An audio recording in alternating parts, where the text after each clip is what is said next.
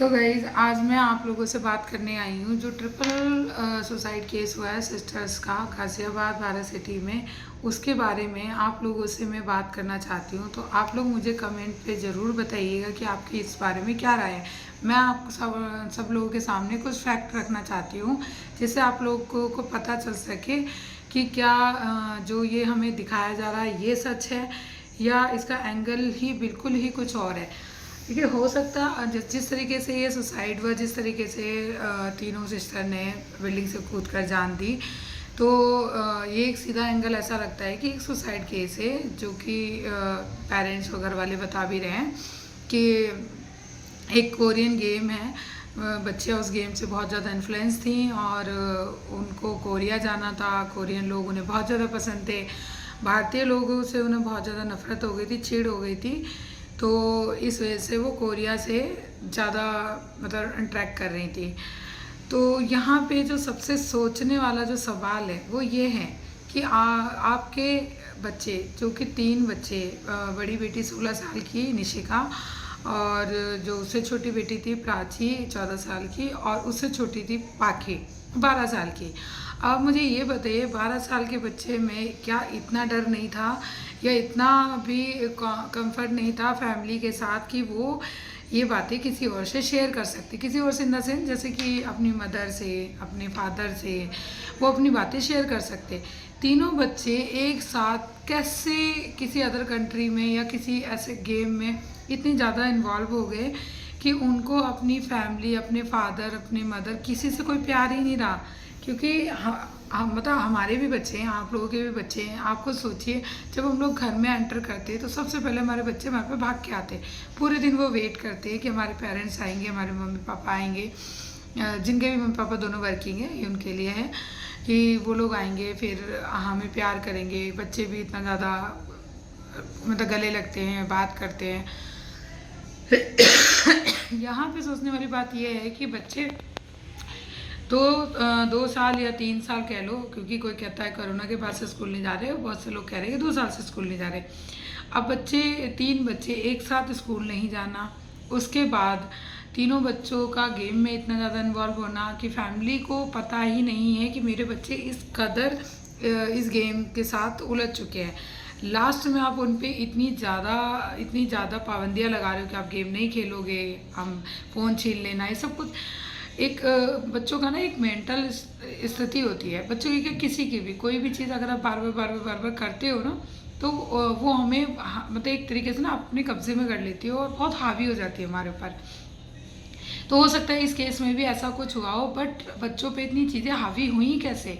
और तब तक आप लोग कहाँ थे जब तक ये बच्चों के ऊपर इतनी चीज़ें ये हावी नहीं होगी? बच्चे नीचे नहीं जाते थे, बच्चे किसी से खेलते नहीं थे, बच्चे किसी से बात नहीं करते थे। अब अकेला बच्चा तो किसी न किसी को सहारा ढूंढेगा ही ना, कहीं ना कहीं तो सहारा ढूंढेगा।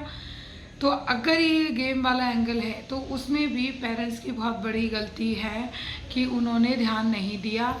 अब हम इसके दूसरे एंगल पे बात करते हैं। जैसा कि मैंने आपको बताया कि अभी गेम वाला एंगल बताया जा रहा है, लेकिन जैसे कि अब पुलिस इन्वेस्टिगेशन हो रही है, तो उस इन्वेस्टिगेशन में चीज़ें निकल के आ रही है। पहले ये था कि 2 बीवियाँ थी, जो बच्चियों के पिता थे उनके 2 बीवियाँ थी, दोनों रियल सिस्टर थी। बड़ी जो वाइफ है उनका नाम सुजाता है, उससे छोटी जो है उनका नाम हिना है। उसके बाद भी अब आप सोचिए, 2 बीवी ऑलरेडी हैं, उसके बाद वो तीसरी बीवी लेकर आते जो कि कोई मोमडन है जिनका नाम है टीना। अब वो तीसरी बीवी भी लेकर आ गए। फिर उसके बाद ये भी कहा जाता है उनके साथ उनकी एक साली भी रहती थी जिससे उनका अफेयर था। अब आप मुझे ये सोचिए, जिस पिता की ये हालत है, वो 4 बीवी ये रख रहे हैं, तो वो उनको टाइम कहाँ है बच्चों से बात करने का? बच्चों से बात करने का तो उनके पास टाइम ही नहीं है। उसके बाद अब मीडिया की उनके नाना जी से, नानी जी से सबसे बात हुई है। अब धीरे धीरे चीज़ें खुल रही हैं। पहले तो वो लोग किसी से बात नहीं कर रहे थे, दरवाज़ा बंद करा। मीडिया से बात छोड़िए, मैं पड़ोसी हूँ, मैं जनरल ऐसी मोरल सपोर्ट के लिए, कंसर्न के लिए मैं गई उनके घर में, तो उन्होंने मुझे भी ये बोल दिया कि आप बाद में आना। अब आप सोचिए, ऐसा आप क्या छुपा रहे? क्योंकि अक्सर ऐसी सिचुएशन में ना पड़ोसी ही सब काम आते हैं। आपकी कंडीशन नहीं होती कि आप कुछ भी कर सको, कुछ या देख सको, तो उनको संभालने के लिए पड़ोसी लोग ही होते हैं जो हेल्प करते हैं। बट यहाँ बिल्कुल उल्टा है, बिल्कुल भी कोई किसी से मिल नहीं रहा, मिलने नहीं दे रहे हैं। उसके बाद मीडिया से बात नहीं हो रही। अब 3 दिन या 2 दिन बाद जब मीडिया धीरे धीरे धीरे जब ज़बरदस्ती जा रही है, बात कर रही है, तो फिर कुछ कुछ चीज़ें निकल के आ रही हैं। जैसे कि पहला बयान था पिता का कि मैंने दूसरी बालकनी से देखा कि मेरी एक बेटी नीचे गिर गई है जिनका नाम निशिका था, और मैंने तुरंत ये बोला कि एक बेटी नीचे, मतलब निशिका नीचे गिर गई है और मैं जाके उसको देखता हूँ, आप बाकी दोनों बच्चियों को देखो। बाकी दोनों बच्चियों को देखो, आप सोचो इस बात का क्या लॉजिक हो सकता है।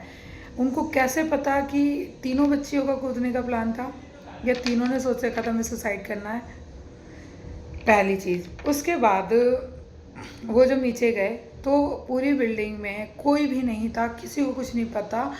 सबसे पहले बच्चियों की बॉडी के पास उनकी पेरेंट्स ही थे, उनकी फैमिली ही थी।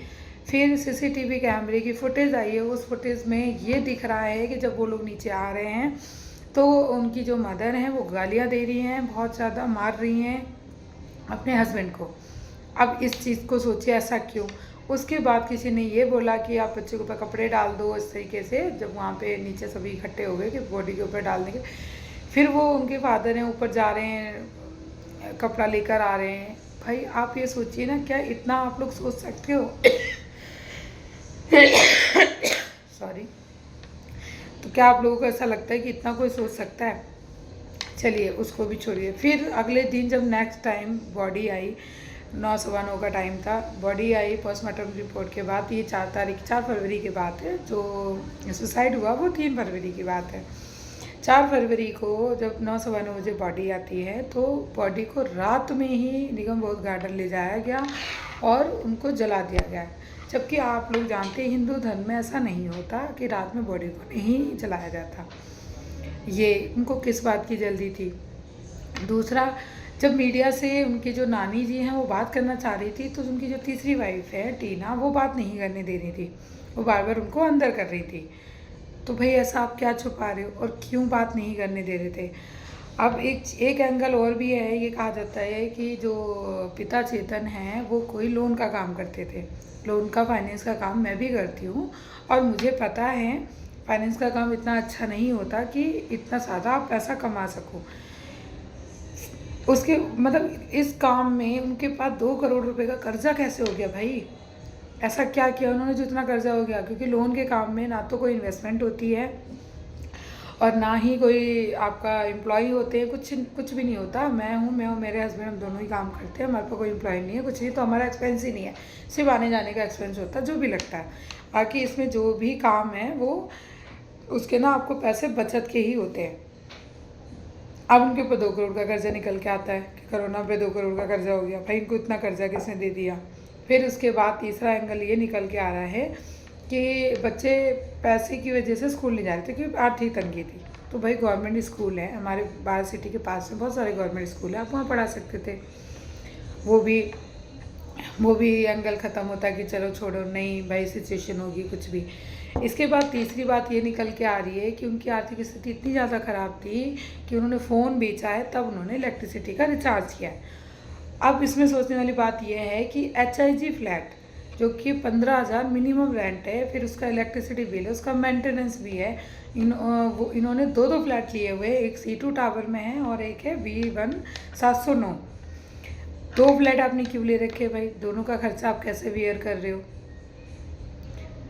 तो ये बहुत सारी चीज़ें ऐसी निकल के आ रही है। नहीं तो नॉर्मल सा था कि कूदे थे सब, चश्मदीद गवाह भी थे, देखा उन्होंने कि बच्चे कूदे थे, फाइल यूँ ही बंद हो जाती। ये जो फैमिली की मिस्ट्री निकल के आ रही है ना, फैमिली की जो चीज़ें निकल के आ रही है, सब यहाँ पैदा होता है और यहीं से छानबीन चल रही है, इन्वेस्टिगेशन चल रही है। अब आप लोग मुझे कमेंट में बताइएगा कि आप लोग इस चीज़ की क्या सोचते हैं और आप लोगों की क्या राय